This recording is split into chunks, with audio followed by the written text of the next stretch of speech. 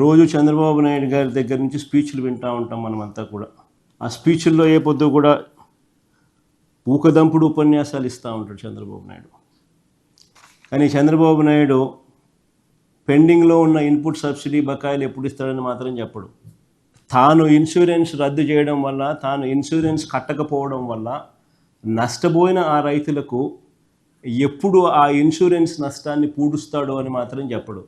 ఊకుదంపుడు ఉపన్యాసాలన్నీ కూడా వింటూ ఉంటే చివరకు అన్నిటికన్నా ఇంకా బాధాకరమైన విషయం ఏంటంటే పెట్టుబడి సహాయం అంటే క్యాపిటల్ సపోర్ట్ కింద పిఎం కిసాన్ కాక అన్నదాత సుఖీభవ అని పేరు పెట్టి ప్రతి సంవత్సరం 20,000 ఇస్తానన్నాడు. ఆయన అధికారంలోకి వచ్చి 2 ఏళ్ళు 40,000 రూపాయలు ఇవ్వాలి, సంవత్సరానికి 20,000 అంటే కేవలం 10,000 ఇచ్చి 30,000 ఎగరగొట్టాడు. సో రైతుల పరిస్థితి ఏమిటి అని అంటే, ఒకవైపున క్యాపిటల్ సపోర్ట్ అంటే పెట్టుబడి సహాయం రైతులకు దక్కకుండా పోయింది.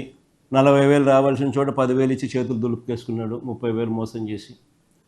మరోవైపున ఇన్పుట్ సబ్సిడీ ఇవ్వడంలా మా ప్రభుత్వ హయాంలో సమయానికే సీజన్ ముగిసేలోగానే వచ్చే ఇన్పుట్ సబ్సిడీ ఈరోజు రాకుండా పోయింది. మా హయాంలో ఉన్న రైతు భరోసా ఈరోజు కనుమరుగైపోయింది. మా హయాంలో ఉన్న ఉచిత పంటల బీమా ఈరోజు రైతులకు ఒక హక్కుగా రావాల్సిన ఇన్సూరెన్స్ రాకుండా పోయింది. ఇవన్నీ ఒక ఎత్తు అయితే, రెండో ఎత్తు అన్నిటికన్నా బాధాకరమైన విషయం ఏమిటంటే, ఈరోజు ఇన్ని కష్టాల మధ్య రైతు వ్యవసాయం చేస్తే ఏ పంటకు ఈరోజు రైతన్నలకు గిట్టుబాటు ధర రాని పరిస్థితి ఈరోజు రాష్ట్రంలో చూస్తాం.